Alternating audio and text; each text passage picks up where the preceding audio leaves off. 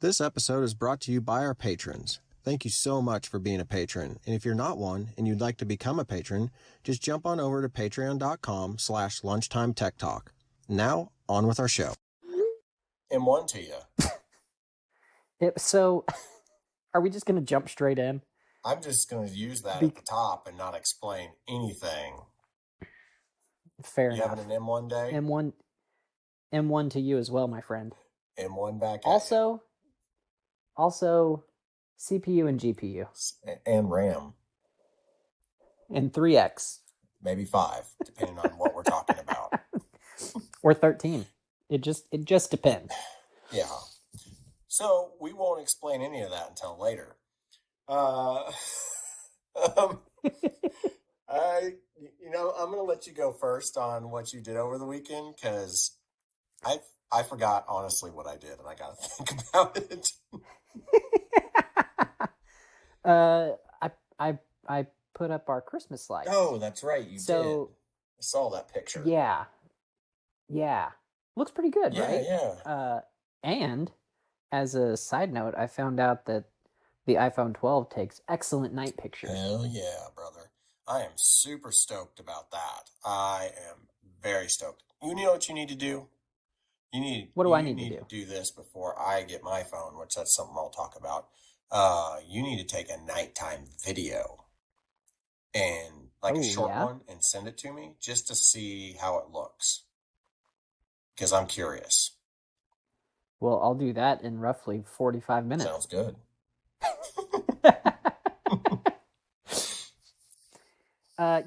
I got all the Christmas lights put up.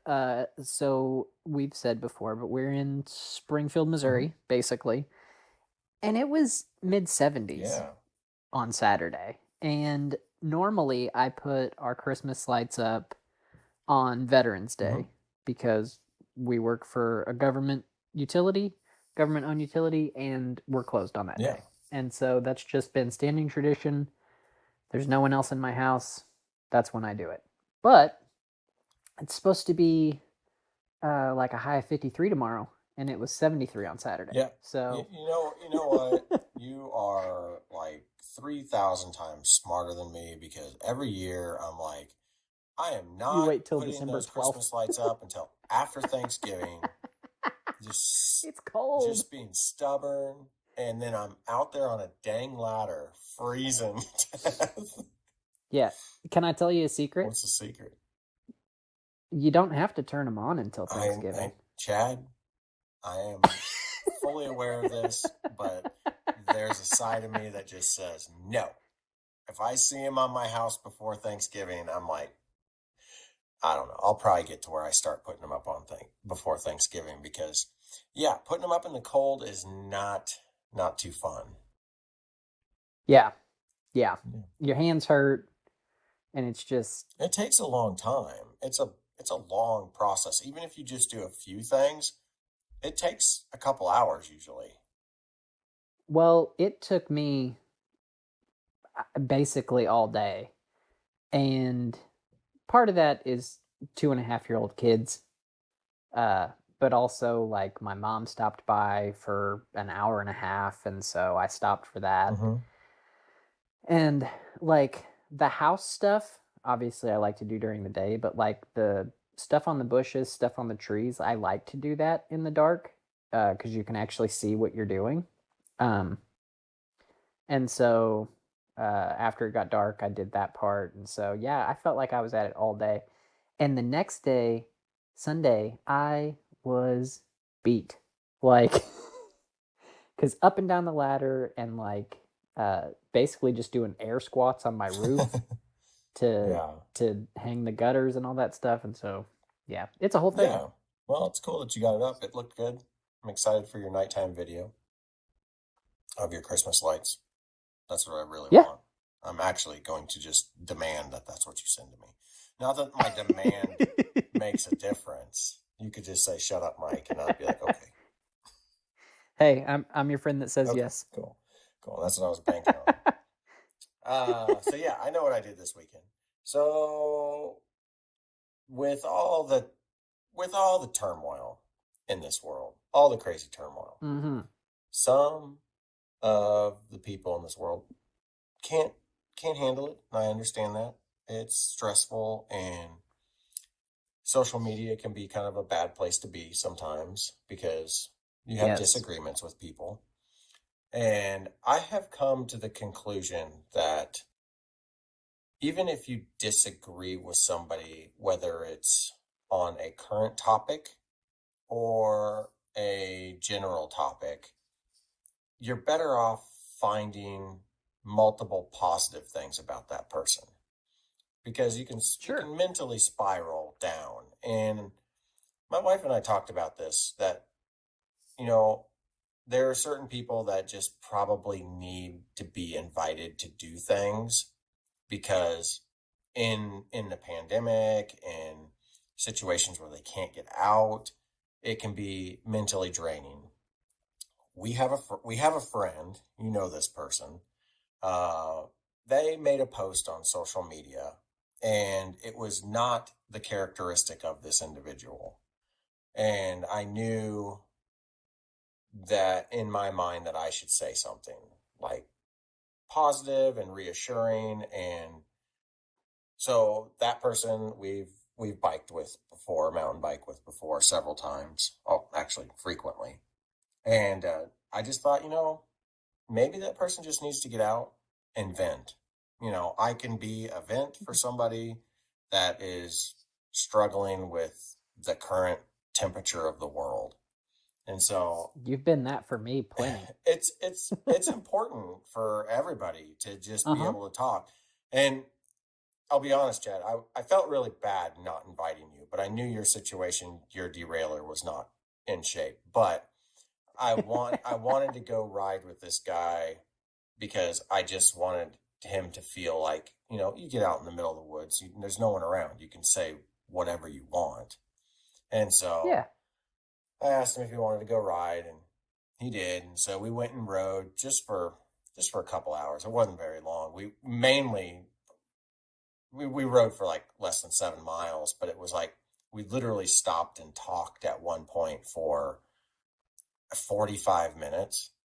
And you could tell, like, from the beginning of the ride to the end of the ride, like, I think it probably really helped him. So if you have stuff like that makes a difference. So this is my little PSA. If you have somebody that is struggling with something in this current time, and you can be a positive force in their life, try to get them out, try to do something for them, because it can get really dark for some individuals who maybe don't have that feeling that they can just kind of get out and do stuff. So that's my weekend. Yeah. My weekend was that. I did a little mountain biking, a little friending, and I was really happy with that. You should be really happy with that. So, but moving on, past that, what we're going to talk about today, Chad, is M1, and maybe a little bit more M1 after that. Apple had their big Apple Silicon event, and I want to also talk about my AirPods Pro warranty that I went through. Did you have anything that you wanted to talk about other than the M1 event? Just one more thing. Okay. Just one more thing? Nice. nice maneuver on that. All right, let's talk about it then.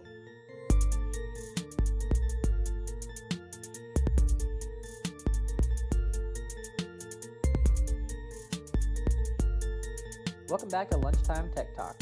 I'm Chad. And I'm Mike. So before we jump into the Apple event, Chad, I want to just talk about my AirPods.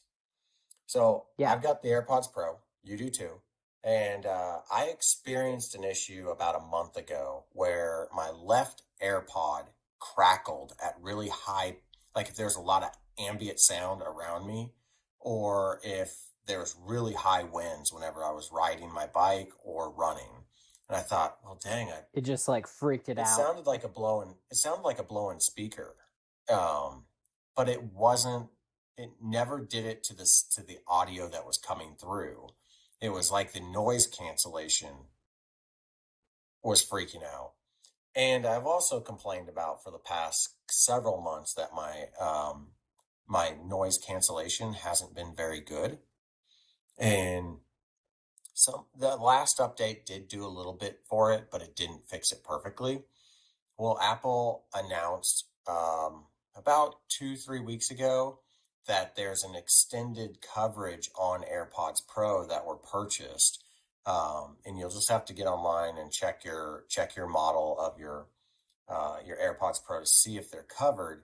But if you're experiencing those issues that I had, those specific issues are actually specified in this extra coverage. And so I thought, you know what? I have never warranted a single Apple thing that I've owned. And thinking about that just blows my mind. Like there's, out of all the stuff I've owned since the Right. iPhone 3G and before that, iPods, it's like I've never warranted anything. So I've had really good luck with the products. Maybe that's why I keep buying them. But Right. so I got on Apple Chat on their website and chatted it up with them. Oh, you did it through the website? Yep. And then I just told them, hey, I'm experiencing these issues, and these are the same issues that you guys listed in this extended coverage. And they had me do a few things like fully unpairing them, making sure that they were fully up to date on the firmware. And they just told me, they go, okay, here's what we're going to do. We can send you a left and a right AirPod. And I was like, okay. I was a little nervous because they do charge your card for it. They put a hold on there, and it's $97 per pod. So yeah, so I had like almost a $200 hold on my credit card. But you know what's amazing is I got them within, well, okay, I got one of them. I got the right one within 2 days, and I got the left one within 3 days of the actual like shipment of it. And I was like weirded out because when I got the box, Why didn't they come good together? question. When I got the box is huge. I mean, if I don't have it with me because you use that box to return your old ones, but Oh, yeah. the box it shipped in was probably, I would say, 10 inches by 8 inches by 2 inches thick. And then Okay. it's like, when you open it up, it's got this little tiny white Apple box in the middle, like packaged between all of this cardboard. And I thought, oh, there's both of them are in there when I got my first package. And I open it up and it's just one AirPod. And I'm like, this was a lot of packaging for one So AirPod. you got all that. Okay. I'm gonna digress for a moment. So you got all that for AirPod. And to send back our iPhones to AT&T, we got a Ziploc bag. I know, right? Like I about freaked dropped, when I saw the AT&T thing. I was like, no way. So I dropped my phones off today at the post office, and the lady behind the counter, she goes, I can't believe they didn't give y'all boxes for these. And because she knew exactly what was in it. There's no telling how many of those she's seen this week. And I said, I know, I can't believe it. And we can't buy insurance. And if it gets there and it's cracked, like, I'm just out $800. Right. It's crazy, man. And then she proceeds to just kind of flippantly toss them into the bin. I was like, okay, whatever. It's out of my hands at this point, right? Right. So I get the one AirPod, and the next day I get the next one. But it's really kind of cool because you literally put your old AirPod in that package, you seal it up. It basically seals up really nice on one end, and then you just rip the top label off, and your shipping label is underneath, and you just take it to a FedEx place, and I didn't know this, but Walgreens will accept FedEx packages. So yes, that's something you can also like, if I have a really expensive item being shipped, I'll often like have it held somewhere. And you can have a package held at Walgreens too. Oh, and so we've got that one downtown, pretty close to us. So I've had different stuff held there. Oh, that's cool. Yeah. So that way it's not sitting on my front porch all day, Right. Yeah. But I'm pretty pleased with the warranty process. It was pretty fast and really no hassle. As soon as they scanned that thing in, I went back in like an hour later and checked my credit card, and the hold was gone. So there must be something tied to that, hey, once the customer, user, here I am acting like a software developer. Once the customer scans these things in, they're out of their hands and it's out of their control. So take the hold off. So that was pretty cool. That was my AirPods experience, and I'm happy with it. But today was the big Apple event. That is why we are both sitting here at our own houses, recording remotely, drinking a beer, talking about technology instead on of a Tuesday night at 9:30 instead of in a car. By the way, I took a nap when I got home today because I was like, well, I got my kids to bed, and I was like, I'm gonna lay down for a minute. Well, it's probably because the Apple event put you to sleep. Gosh. All right, seriously, let's get into it. That was the most boring thing I've ever associated with Apple. Yeah. I couldn't handle it. It was very not exciting for a tech, like a deep tech nerd. Now, there were aspects of it that I was like, oh, this is kind of cool, but it felt very, very repetitive for each product that they put out. So yes, let's start off with, basically they came out with their silicon chip, silicone. I don't know what silicon. They kept saying silicon. That's what they said. So that's what I'm gonna say. Okay. Yeah. And they came out with 3 devices that is going to run this. They call it the M1 chip. So wait, what was it?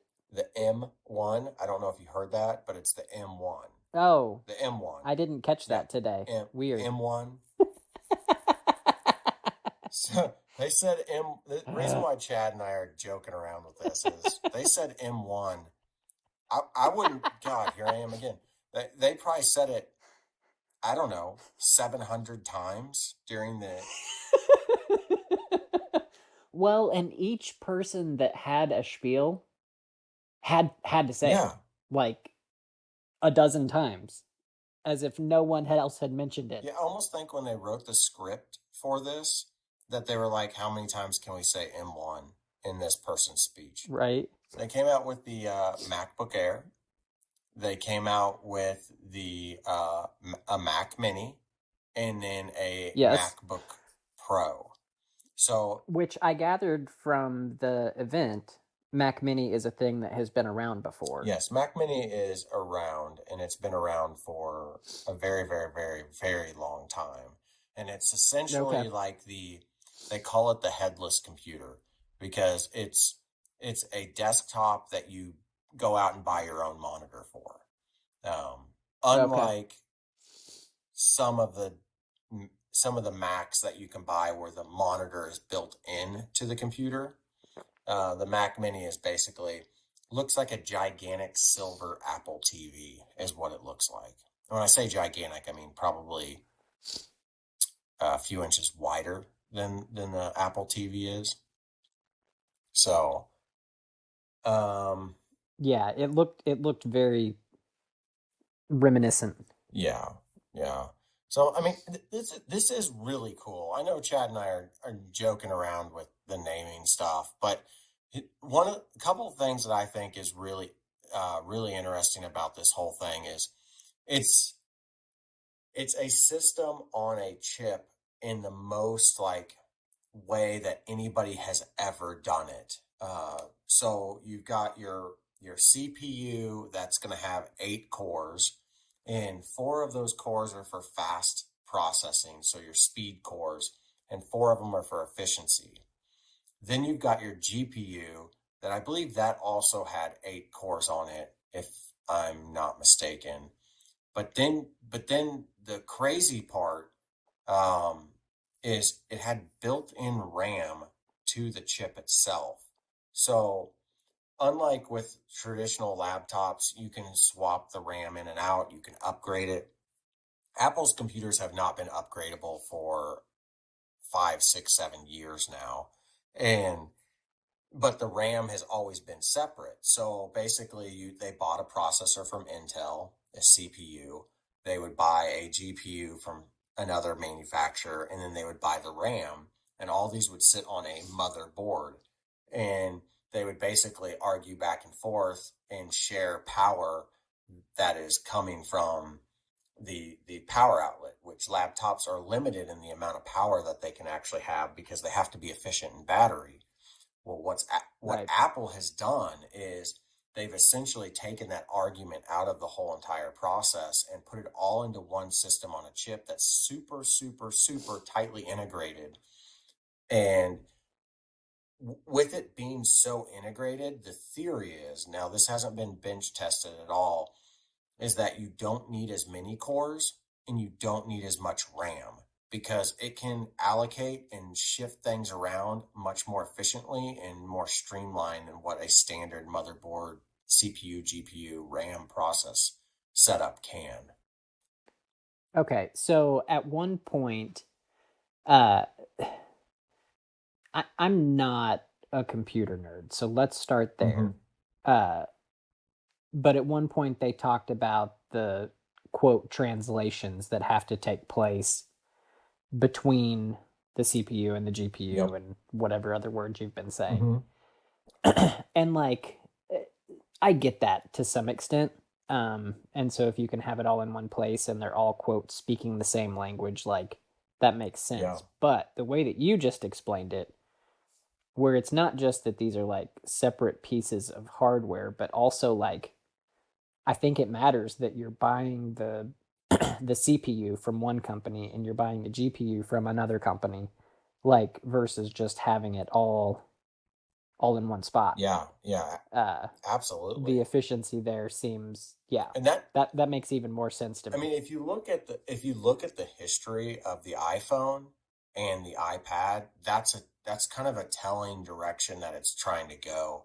They've been in control of so much of how that thing works that there's a reason why your phones are exponentially faster than what they were 5, 6 years ago. And it's not necessarily because everything has just gotten faster. It's because they've figured out ways to integrate things more closely on a chip level that it can talk faster and communicate with each piece and each part a lot more smoothly. And then not only that, Apple controls the software too.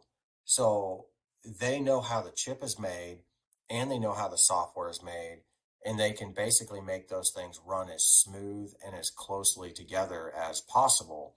And I am super excited about seeing the benchmark tests on this. So what I think we're going to probably see is we're probably going to see extremely fast tests on the stuff that is very specifically made for these processors. And then we'll see really fast stuff. We'll see not quite as fast, but still really fast stuff that hasn't been designed for these chips, but have been designed for more Intel style chips. So it's going to be kind of a two level test, like software that hasn't been moved over to work with these chips and software that has been specifically designed for these chips. But some of the promises that they had seemed crazy, like the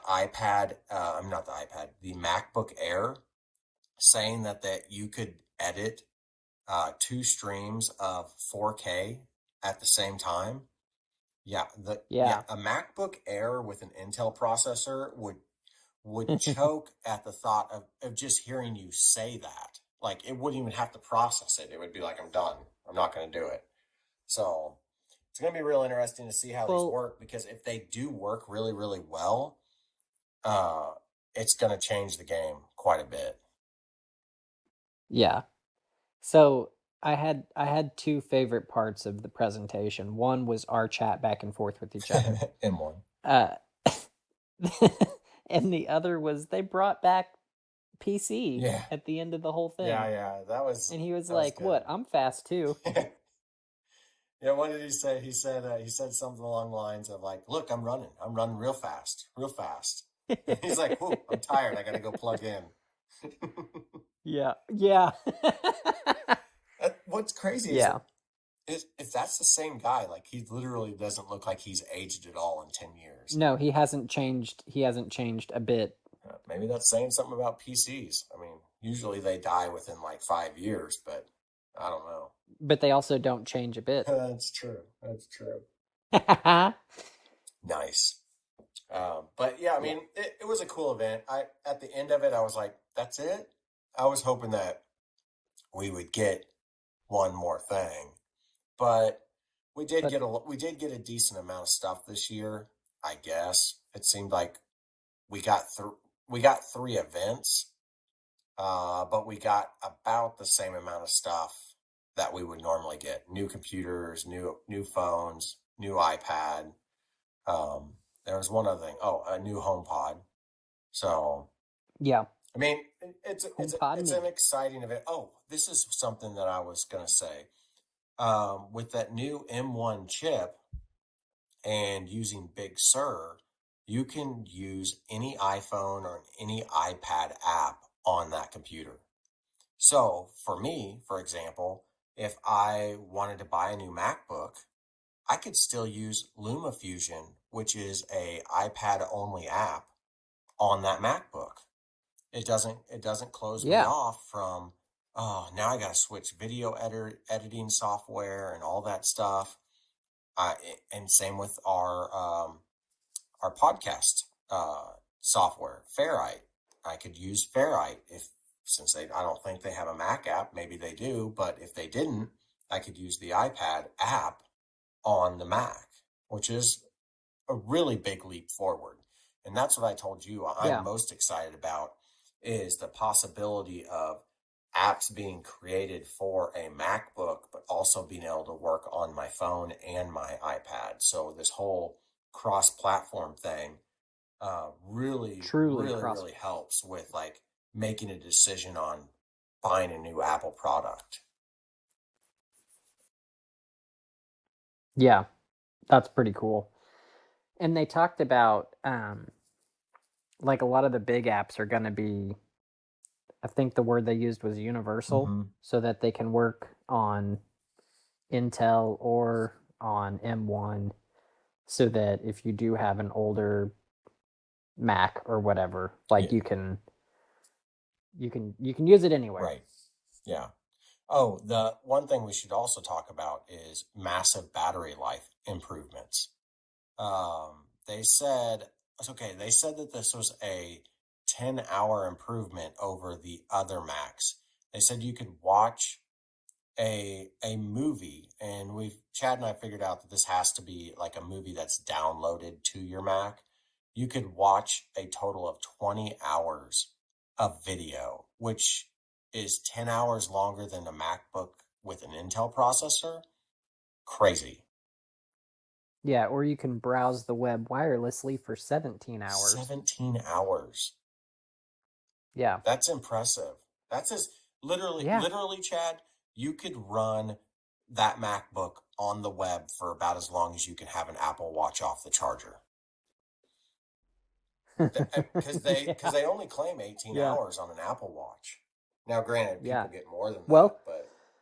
Yeah, I actually, I had my watch die this week for the first time. Or maybe it was on Saturday. I don't know. I stayed up late one day, and I went to check my watch, and I was like, oh, it's not on anymore. It's not working. It went to sleep. Night-night. Well, that's all I have for the main show body. How about you? Got anything?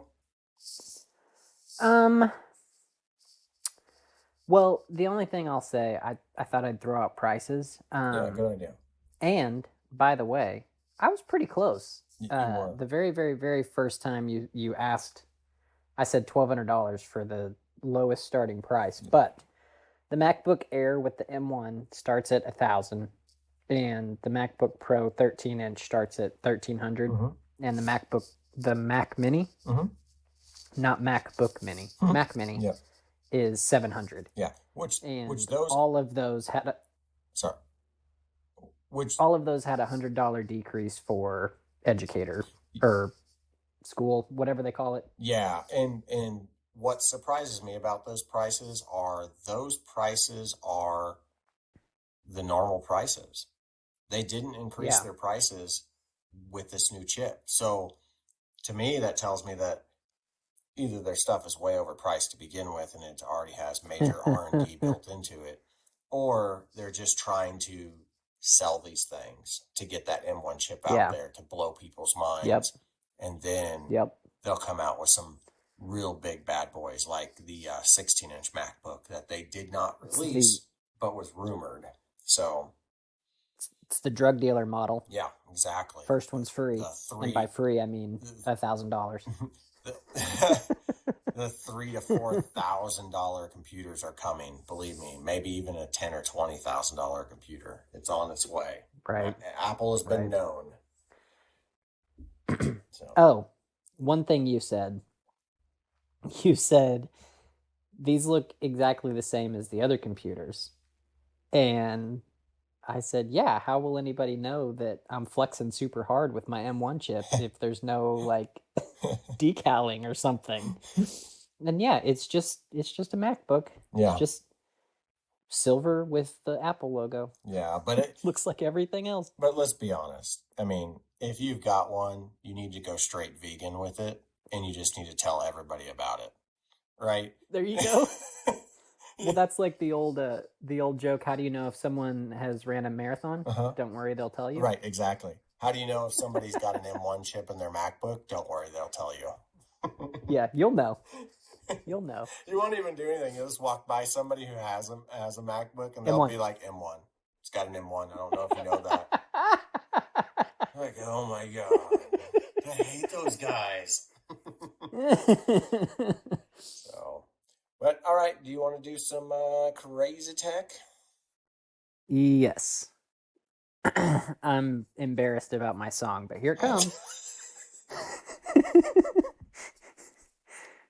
I don't want to do it. You don't have to do it if you don't want to do it. I don't want to do it. It's embarrassing. Okay. Well, it's a play. I see on words on the notes, and I'm like, how is he going to pull this off? It's wise men say only fools rush in. Yeah. But I can't help talking about some crazy tech. Play on the word wise. Yes. So we'll just skip. We'll skip your creative song. No. That's the song. That's the song. That's how it goes. Okay. Leave it in. All right. Leave this in too. But you didn't. You didn't sing it, and I'm okay with that because honestly, it probably would have made me turn really red. Yeah. But I think we agreed, and let's give a huge shout out to Wyze. I mean, did I say that right? Yeah, God, you did actually. I'm always afraid to say the app that does maps. I don't know why. But no, Wyze is just freaking crushing it, man. I mean, they just came out with something. What did they come out with, Chad? A robot vac. A robot vacuum. But everybody's like, yeah, you know what? Everybody's got a robot vacuum, and they're a dime a dozen. This one, okay.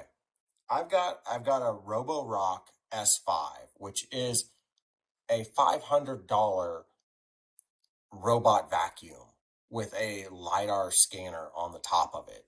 And when I bought it, I did not spend that much money, but it's a great vacuum. Now the one that I've got does have a mopping feature on it. But they could easily add that to this new this new one that they created. But what's amazing about this and what's crazy about it is it's only $200. Yeah, I've got a Neato BotVac D5 that connects up to Wi-Fi, and I paid in the range of $400 or $500. Yeah. On Amazon even, and part of the reason you bought the vacuum you bought is because of one of the features on the vacuum that I have, which is instead of randomized patterning, like it maps out the room and it just goes back and forth like a normal human being would. Yeah. The same way you mow your yard. Right. Like you don't just walk randomly across your yard. Yeah, you're not a maniac. You go back and forth. Or a psycho. Or a Roomba. Oh, I wasn't going to say it. But currently I have a $400 or $500 brick sitting in my house because for whatever reason the Wi-Fi stopped working and the vacuum doesn't work at all without the Wi-Fi. Right. And so, I ordered one of these today. Yes. You are officially on the waiting list for 2 items. 2 products. Yes, the headphones and this vacuum. And I am on the waiting list for, 2 products, but 1 release, which is the thermostat. And I will be more than likely buying the doorbell that they came out with that doesn't get released until January. So I'm waiting until that one gets released as far as I know. I may get my gangster and just order it because it's only $29. But is it 29? I was thinking it was 19. Yeah, it's 29. My big question with the doorbell, and if Wyze is listening to this, did I say that right again? You did. Okay. You're nailing it. It feels wrong every time. I just need to think it's because they're smart. That's what I need to think. Wise men. If you're listening to this, the one thing that is not super clear to me on the doorbell is, can it use my existing chime? I know that you've got, it comes with like an extension chime that you plug into the wall. And I think that's just to get to a room that basically you can't hear the chime in. And so that's kind of like my big holdback is like, it wires up. So I'm assuming that that's not just power, that it's actually sending a signal to the chime that's built into your house already. But sure. I want to find out on that. But man, they are just absolutely crushing it. And based off of what I've read, you texted me and was like, okay, so how did you find out about this vacuum? Well, they sent me an email. I got an email from them that just said, hey, this is ready. And like, I happened to be like looking at my phone when my email came in.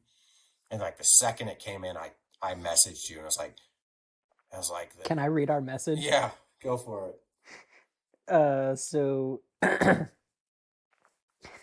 the first thing you sent was bro, there you go. And I was like, I don't know what you're talking about. But then you said, Wyze robot vacuum. What? $199. What? Looks like mine. What?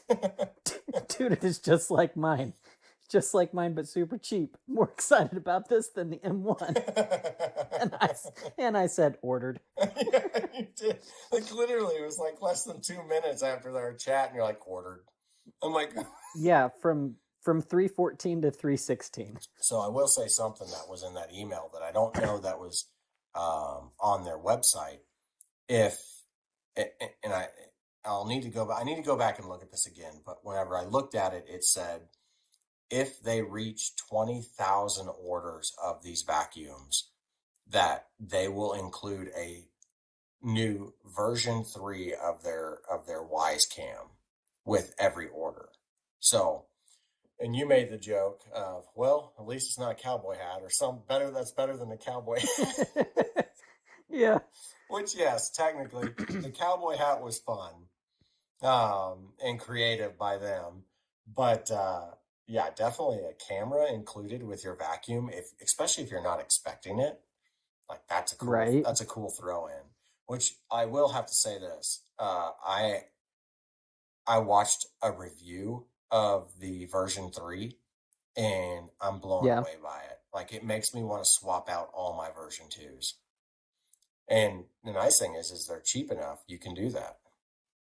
Right. So yeah, you're not super locked in. Yeah, you don't have to feel bad about it. So you have their scale too, don't you? I do. I love that scale. And that's only $20. Yeah. Which these prices don't make sense to me. Like when I see these really prices, don't. I told you I'm like they've got to be operating at a loss. And I see these. I don't know. I see maybe they're not, but I see these prices and I'm like, are we getting scammed by every other company out there? And it makes me feel like yes. You can tell by the stock prices of every other company out there. Mm-hmm. Like, yeah, we're all getting hosed. Yeah, you can tell by the bank account that Apple has. Whenever they say they have trillions of dollars, and you're like, that's, and you as a customer, you get excited about that, but really you should be thinking inversely. You should be thinking, why are you charging me so much to have that much money? Right. So, well, every time they have one of these events and I look at their campus, I just comment to you like how awesome their campus is. And yeah, and it's completely they empty. didn't build that thing with debt. It's completely empty except for Tim Cook. He's the only one in it, and then those people in the basement working on the chip. Right. That was something I wanted to ask you. So during the event, when they like went down through all the different colored levels, like I think based on movies that I've seen, when you're working on like chip technology, like you have to have like a super clean room with like no static and blah blah blah blah blah. Mm-hmm. Like it makes me think that their chip room probably is down in some basement somewhere. But like that infinite loop building looks like it's maybe 3 stories tall. Mm-hmm. How deep do you think their building goes? Oh God, I have no idea. All I know is all the parking is below the ground. Oh, really? Yeah, the whole underground, like underneath it, there's a huge parking garage for everybody. That's cool. Yeah, so like if you look at satellite images of it, there's not a parking lot. Yeah, there. you never see cars. Yeah, that's cool. Yeah, which is nice. I mean, think about that for the employees. Their cars are never sitting outside. Right. I mean, it's never too hot or too cold. I guess it's all Goldilocks down there. It might be like the benefit that they have. They're like, we're not going to give you 401k, but we're going to give you covered parking. I'm sure they do a 401k. And also, you can play ping pong. Right. You can play ping pong, and you can go meet Tim Cook. Yeah. So, well, that's all I have for this week. Did you have anything else? I have one more thing. Oh, exciting. God, you did throw that out there. Back to the vacuum. It's currently $200. It's going to be $250. So if you pre-order it, it's cheaper. Okay. Well, I was reading reviews. Chad, that sucks. I was reading reviews that said something about tariffs that were going to take place after the first of the year, and that's why it was going to be an extra $50. But the thing that I actually wanted to mention, the LiDAR, they showed an infrared camera, like watching the vacuum, and it's so awesome watching the dots like go all over the walls and everything. Yeah. It's just, I don't know. LiDAR is cool. I think LiDAR is cool. It is really cool, and I know for the vacuum that I've got, it's got that LiDAR. And what's really neat is whenever we first bought that vacuum, it doesn't know your house. And whenever you turn it on, you can open the app and you can watch it basically construct a room and find objects in the room while it's moving, and it's not even touching them. So like if you have a room that's pretty open except for a few pieces of furniture, that vacuum could just be going in a straight line, and all of a sudden it'll start filling in the room. It'll find the edges without even touching them. And it's pretty cool. Pretty cool. Pretty neat. Well, I guess that's it for the week. Hope you guys enjoyed this M1 conference, and hopefully you'll come back for more M1 talk in the M1 future. One more thing. Why don't you, M1, tell them where we're at? You can find us all over the internet. We are on social media at, we're on Facebook and Instagram at LunchTimeTechTalk. We're on Twitter at LunchTimeTechT1. I actually sent out 2 tweets today. So I told you I was going to start being better at tweeting, and I did it. We have a website, LunchTimeTechTalk.com, where you can browse show notes and listen to old episodes. And those old episodes can be found on Apple Podcasts, Google Play, Spotify, YouTube sometimes. Just depends. Sometimes. You can also just go to Podbean, which is where we host our stuff at. So it's there. It's always there. It's always there. You can find me on a whole mess of places at MSU Mac. That's MSUMACC. Mike, where you at?